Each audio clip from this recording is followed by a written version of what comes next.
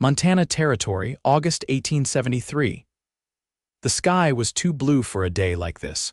Roselyn Rourke stood at the edge of her father's land, wind tugging at her dark skirts, the air dry and humming with heat.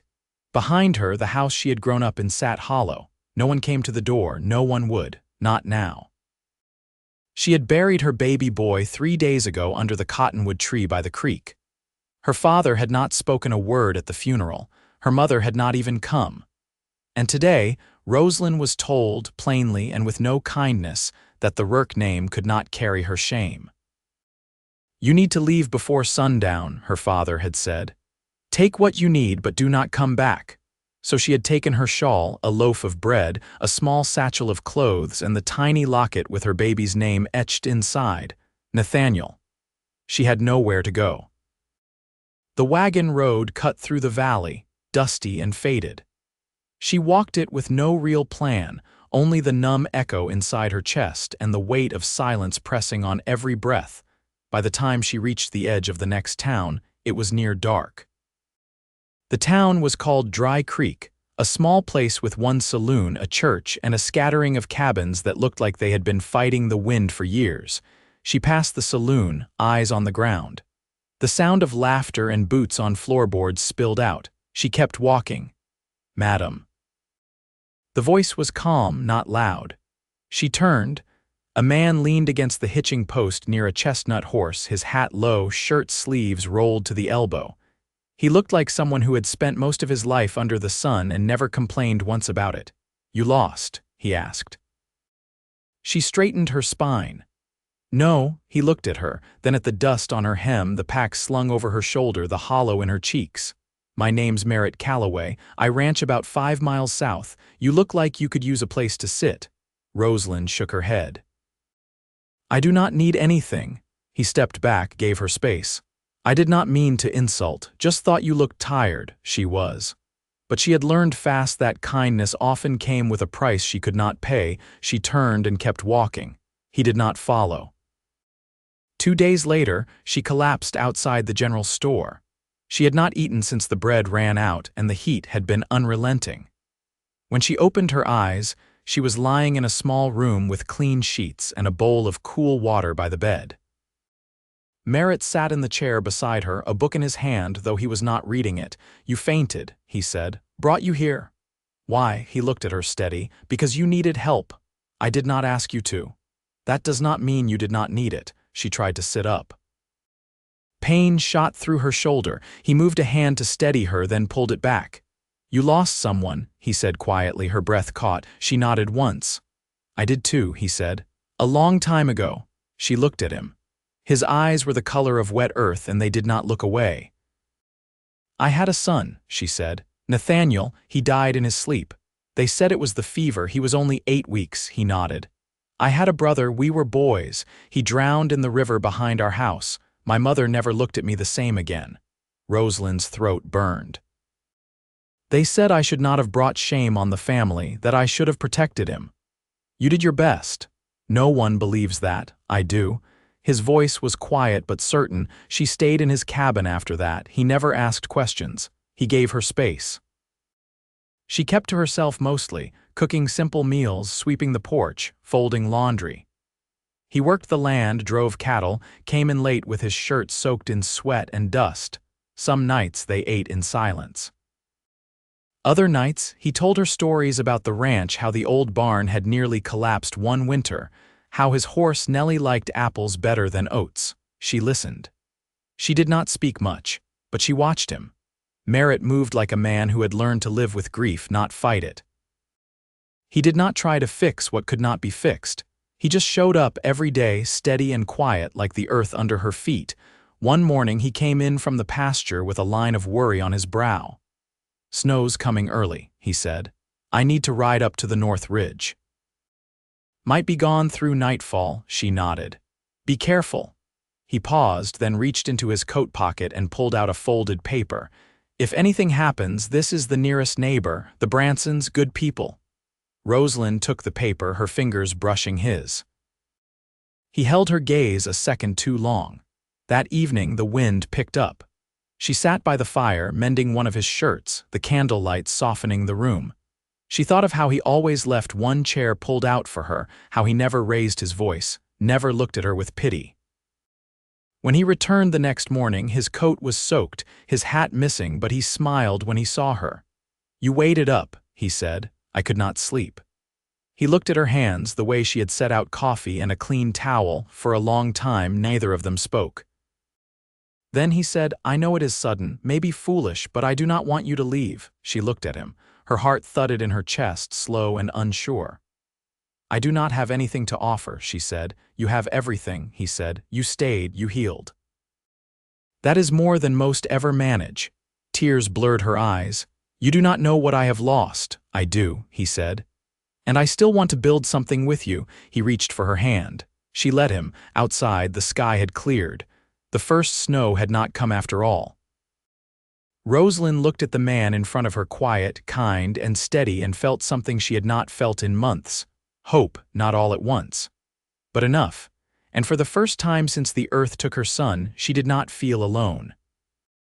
The first frost came quietly overnight, laying a soft white coat over the pasture grass.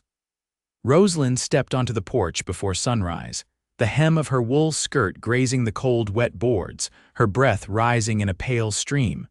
The world looked hushed, as if holding itself still. Inside, Merritt was slicing bacon. She could hear the scrape of the knife through cured fat, the occasional clink of the skillet handle against the stove. He had been up before her again. He always was. She folded her shawl tighter across her shoulders and turned toward the corral. Nellie stood near the fence, tail flicking. Roselyn walked down with a bucket of oats. She didn't speak, just held out a hand, let the mare nuzzle her palm. By the time she returned to the cabin, breakfast was on the table. Merritt poured her coffee without asking. "There's a fence post down near the West Creek," he said. "I'll ride out after I bring in the hay from the loft." She nodded, settling into her chair. "I can turn the soil in the kitchen plot. The sun's been strong enough to dry the top layer." He gave a quiet grunt of agreement. "Just mind the slope near the root cellar. It's slick." They ate without rush. The way they moved around each other had changed. Not with words, but in the way Merritt left space for her tools on the workbench, or how she had begun boiling water before he came in from the fields so it would be ready for his bath. Small things. Things that did not ask for acknowledgement. Later that week, Merritt came in with a scrape on his arm, shirt torn just above the elbow. Roselyn rinsed the cloth in warm water, holding his arm steady as she cleaned the cut. "Barbed wire caught me," he said. "Didn't see where it had bent loose." "You'll need to check the whole line," she said. "I will, tomorrow." She dabbed the wound carefully. His skin was firm under her fingers, the heat of him rising against her knuckles. She didn't let go right away. "Roselyn," he said, her name low and steady. She met his eyes. "You've been good to me." "I know I haven't said it. You don't need to." "I do." He held her gaze, then reached up and brushed a bit of flour from her cheek. "I reckon we're past owing thanks." That night, he didn't sleep in the lean-to beside the barn. He came back into the house when the stars were out, boots quiet on the floorboards. She was sitting by the fire, mending a wool undershirt. He didn't ask permission. He just sat beside her, close enough that their shoulders touched. They didn't speak. When she stood to stoke the fire, he reached for the other log without being asked. Their hands met briefly, then parted. That was all. The next morning, she found a piece of birch bark on the table, a rough sketch etched in charcoal. It was a drawing of the cabin with a second room added off the back. She looked up as Merritt came in from brushing down the horses. "You planning to build?" she asked. "If you'll stay," he said. She looked at the drawing again. The lines weren't straight, but the care was in the details, the little chimney, the window carved out on the south side for sun. She folded the bark once and set it in the pocket of her apron. "I'll stay." He didn't smile, but something in his shoulders eased. 3 days later, they rode into Dry Creek together and stood before Reverend Colby in the church with the cracked steeple. Merritt had shaved, though he'd nicked his chin, and his shirt was pressed as best as could be managed. Roselyn wore a dark blue dress she'd sewn from spare bolts left behind by the woman who used to own the general store. There were no guests. Just them, and the scent of cedar from the floorboards and the whisper of the wind outside. After, they walked back to the horses in silence. He helped her up into the saddle, then mounted his own. As they turned toward home, he said, "I'll build the room first. After the thaw," she nodded. "I'll plant carrots behind it." He reached over, took her hand in his for one quiet moment before they let the horses move forward again. The sun was high by the time they reached the cabin. There was smoke rising from the chimney and the sound of birds in the low trees near the fence line. She stepped down first, skirt catching on the saddle. He caught her elbow to steady her, and she didn't pull away. Inside, the room was warm. Not just from the fire, but from the way it felt to be home. That night, he sat beside her on the bed, hands rough, voice quiet. "You don't owe me anything, Roselyn, not even your happiness." She turned toward him. "You didn't ask for it. You gave me peace without asking for anything in return." His thumb brushed her knuckles. "I'd like to share it if you'd let me."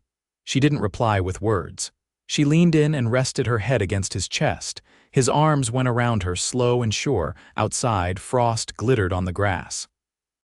Inside, the silence between them was no longer empty. It was full of something steady, something growing, something real. Spring pushed through the last of the snow in slow, stubborn thaw.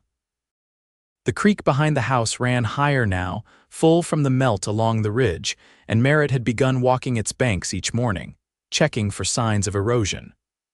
Roselyn watched him from the kitchen window, hands dusted with flour, the scent of yeast rising from the dough bowl on the table.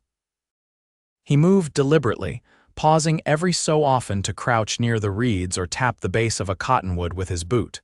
She'd come to understand that he didn't waste motion. If he was quiet, it was because he meant to be. By the time he returned, she had the bread wrapped and cooling and the kettle set to boil. "There's a break in the bank near the bend," he said, brushing dirt from his sleeve.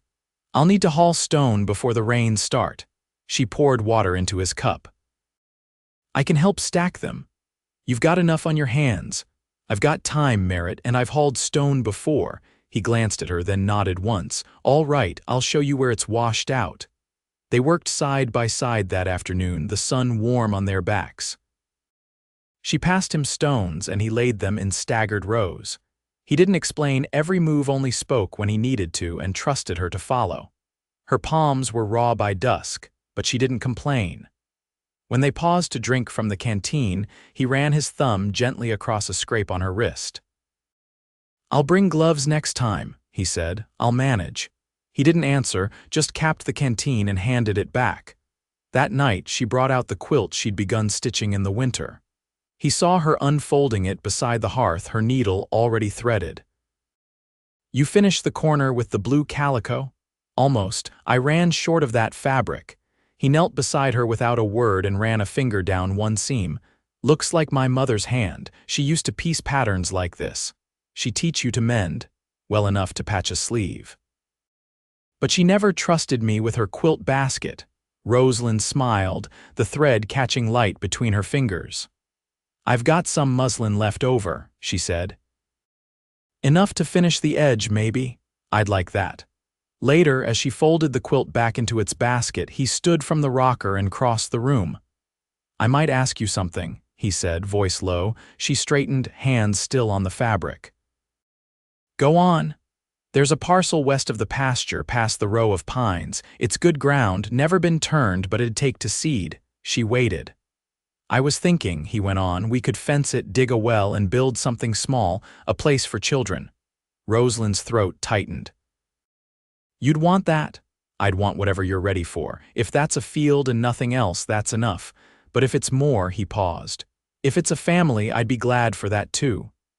She didn't speak for a moment, then she crossed to him, took his hand and pressed it over the center of her chest. "I never thought I'd belong anywhere again. You belong here with me," her breath hitched. "Then, yes, let's build it." The next morning, she marked the soil with stakes, measuring out the future in quiet rows. Merritt joined her by mid-morning, a sack of seed over his shoulder. They worked without rush, the way they always did. No grand declarations, just action. Just care. By the time the sun dipped behind the ridge, they stood side by side, boots sunk in turned earth, hands streaked with dust. And for the first time in a long while, Roselyn didn't feel like something that had been cast out. She felt rooted, chosen, safe. She looked at Merritt, the man who had married her with nothing in her hands and the man who had asked for nothing but truth in return. "I love you," she said. He didn't startle. He only stepped closer, touched his forehead to hers and answered, "I love you too." And that, at last, was enough. A warm wind came in from the low hills, bending the winter wheat Roselyn had planted in long, careful rows.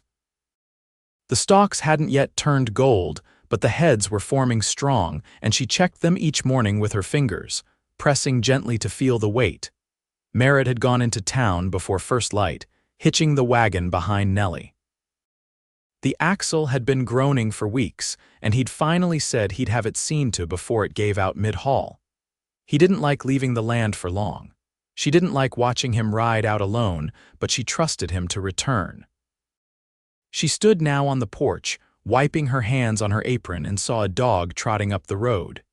He was lean and dust-colored, ribs showing faint under his coat, tongue lolling from the side of his mouth. He stopped at the bottom step, sat back on his haunches, and looked up at her without blinking. "Well," she said, "you've got nerve." The dog lifted one paw, held it in the air. Roselyn stepped down carefully, crouched, and held out her hand. He sniffed, then pressed his nose into her palm. There was a small patch of dried blood along his flank and a burr matted behind his ear. She brought out a basin and a strip of linen, not speaking to him as she cleaned the wound. He didn't growl, didn't flinch, just watched her with the stillness of something used to waiting. When Merritt returned near dusk, the sun low enough to cast long shadows across the barn wall, the dog was asleep beneath the porch slats. He paused at the hitch rail, watching the shape curled in the dirt. "He yours?" Merritt asked, stepping up to her side. "No." "Just hungry, likely. He let you touch him?" "He didn't run." Merritt nodded, then tapped the porch rail twice. "Might as well give him a name then, he'll stay." She glanced at him. "You're sure? A creature that's known pain and still comes close, that's a kind worth keeping." She didn't answer, but her hand found his. That evening, the dog lay curled by the hearth. Roselyn sat with her sewing, and Merritt carved a handle for the new gate latch. The room was quiet, save the low rasp of his blade and the occasional pop from the fire. A knock came just after dark. Merritt stood slowly, setting the carved wood aside. Roselyn moved behind him without thinking, hand brushing her apron pocket. At the door stood a man, older, with a trimmed beard and a coat too fine for the region. His boots were polished, though travel-worn. "I'm looking for a Mrs. Roselyn Rourke," he said. She stepped forward before Merritt could speak. "That name doesn't belong to me anymore," she said. He removed his hat. "Then I apologize." She narrowed her eyes. "Who sent you?" "I came on my own. I'm Dr. Amos Corrigan. I was your family's physician once." Roselyn kept her arms folded. "I remember you." "I heard what happened, not from them. From a post clerk who still sends letters your father never opens." Merritt stepped between them slightly. "What is it you want?" "To apologize," the doctor said, "and to ask if I might speak plainly." Roselyn nodded once. "I misjudged you. I believed what I was told, that you were careless, that your child's death had come from negligence." She stared at him, jaw tight. "I was wrong," he said, "and I've come a long way to say that." "Why now?" He looked toward the firelight. "Because I've lost a son of my own, 2 winters past. And I see now what I didn't then." She didn't cry. She didn't speak. She only held Merritt's hand tighter. "You owe me nothing," the doctor said, stepping back. "I'll be gone by morning." She opened the door wider. "You can stay the night. There's a cot in the barn and water for washing." Merritt gave her a sidelong glance, but didn't argue. After the door closed again and the doctor's footsteps faded into the dark, Merritt turned to her. "You didn't have to do that. I know." He studied her face, then reached up and brushed a bit of straw from her hair. "You're not the same woman who came here last fall." "No," she said. "I'm not." Later, as they lay in bed facing each other, she whispered, "I didn't forgive him. You don't have to. But I understand him now." Merritt ran his thumb along her knuckles. That's more than most ever manage. She watched his face in the dim light. If I hadn't come down that road last August, you did, he said. And I was waiting. She closed her eyes, and for the first time in many months she slept without dreams. The barn roof leaked in the southeast corner. Merritt had noticed it 2 days prior, after a light rain left a trail of damp hay and a scattering of mouse tracks. Now, with the sky holding steady and the winds calm, he balanced along the rafters in a slow crouch, fitting cedar shingles into place. Below, Roselyn held the ladder firm with one hand and shaded her eyes with the other. "You missed the last nail," she called. "I didn't." She stepped back, letting the sunlight warm her shoulders. "It's sitting crooked." He paused, looked down over the edge, and gave a dry laugh. "You could come up and fix it yourself." "I might. You'd have to out stubborn Nellie to get the hammer. She's taken to guarding it." Roselyn glanced over her shoulder. The mare stood near the fence gate, chewing calmly, the hammer handle sticking from the dirt at her feet. "I'll bribe her with the last apple," she said. "She'll expect one every day after that." Merritt tapped the shingle into place, then stayed crouched, eyes on the tree line beyond the pasture. "There's a sapling near the far fence. Elm, I think." "We didn't plant elm." "No." "It came up wild." Roselyn dusted her hands. "Maybe we ought to leave it, let something grow without our managing." He didn't answer at once. Then, "I like that." The next day she took the dog, now answering to Rye, on a walk along the north slope. He ranged ahead, tail high, nose to the wind. She carried a basket of herbs and a small spade, kneeling now and again to gather yarrow and early shoots of wild mint. She found Merritt in the shed when she returned, fitting a new yoke for the oxen. "These are good," he said, nodding toward the mint she laid on the table. "Smells like the field behind the orchard I played in as a boy." She glanced over. "You never told me about that." He brushed wood shavings from his lap. "I don't talk about Mississippi much, too many ghosts." Roselyn set the mint in a jar and turned toward him. "You don't have to say more." "I want to." He straightened, rubbing his palms together. "My father ran a dry goods store, small, but folks came from 3 towns over, mostly for the sugar and bolts of cotton. We lived behind the shop. My brother and I used to slip out the back door before supper, run through the orchard rows until we couldn't see the light from the stove window anymore." She stepped closer, voice soft. "Is that where he drowned?" "No, that was later, but I remember the orchard more. There was one tree that bloomed early, a peach. I'd climb it every spring just to see the blossoms from the top." She held his gaze. "We could plant one like it." He nodded slowly. "I think I'd like that." The tree arrived a week later, wrapped in burlap and tied with twine. They dug the hole together near the cabin's south wall, where the soil was soft and the sun fell warmest. Merritt lowered the root ball and Roselyn tamped the earth firm around it, careful not to press too hard. When it stood straight, she stepped back. "It'll take time." "We've got that." By late May, the new room was finished. The boards still smelled of pine and the shutters hadn't been painted yet, but the window faced west and caught the best of the afternoon light. Roselyn kept a small cedar chest at the foot of the bed, filled now with linens she'd sewn through the winter, folded neat alongside a single-hand knit cap no bigger than her palm. Merritt found her there one morning, smoothing the blanket. "I've been thinking," he said, leaning in the doorway. "If we're to raise a child here, we ought to have a proper place for schooling. Dry Creek's too far for little legs." Roselyn turned, surprised. "You want to build a schoolhouse?" "Not alone. But the Bransons have 5 children and the Gilroys 3. We could pool timber, maybe get a teacher from Bozeman." She crossed to him, touched his arm. "You don't even like town gatherings." "I like what we're building more." That summer, the foundation was laid for a 1-room schoolhouse just beyond the pasture fence. Merritt worked alongside the Branson boys, and Roselyn began writing letters to the county office, requesting a licensed teacher and offering board at the ranch. By September, she received a reply from a widow named Miss Althea Clark, who had taught in Helena before her husband passed. She arrived with 2 trunks, a quiet voice, and a resolve Roselyn recognized immediately. They gave her the spare cot and a seat at their table.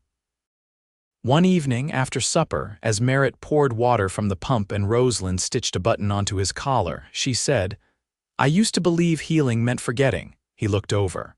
"And now I think it means being able to remember without breaking." He sat beside her. "You're stronger than anyone I've known." She set the needle down and took his rough, calloused hand in hers. "You made room for me before I knew how to stand again." He kissed her temple, slow and quiet. "We built this together." The first snow that winter fell soft as wool, blanketing the schoolhouse roof and the young peach tree, now wrapped in burlap for protection. Inside the cabin, the fire burned steady, the shutters drawn against the wind. Roselyn stood by the hearth, one hand resting just below her ribs, where warmth bloomed in a way that had nothing to do with the fire. She didn't speak. But Merritt, watching her from his chair, saw the quiet change in her eyes, the way her hand stayed still. He rose, crossed to her, and laid his palm gently over hers. She nodded once, lips trembling, his eyes filled. They stood together, nothing said, everything understood. Outside, the wind moved through the bare branches with a hush as if the land itself was holding its breath in blessing. By the time spring returned, the tree had survived the freeze, and the schoolhouse bell rang each morning. Children came with slates under their arms and boots muddy from the thaw. Miss Clark took her tea with Roselyn on the porch each afternoon, and Rye lay curled beneath the rocker, graying around the muzzle. Roselyn gave birth in late June, after a long night and a hard dawn. Merritt never left her side, not even once. They named the child Nathaniel Merritt Calloway. He was born with dark hair and lungs strong enough to wake the hens. That evening, Merritt held him by the open window, the scent of lilac drifting through. Roselyn watched from the bed, weary and glowing. "Do you think he'll like peaches?" she asked. Merritt smiled, eyes never leaving the baby's face. "He'll like whatever you plant." Outside, the elm saplings stretched taller, the schoolhouse bell quiet for the afternoon, and the cabin stood warm against the land it was rooted in.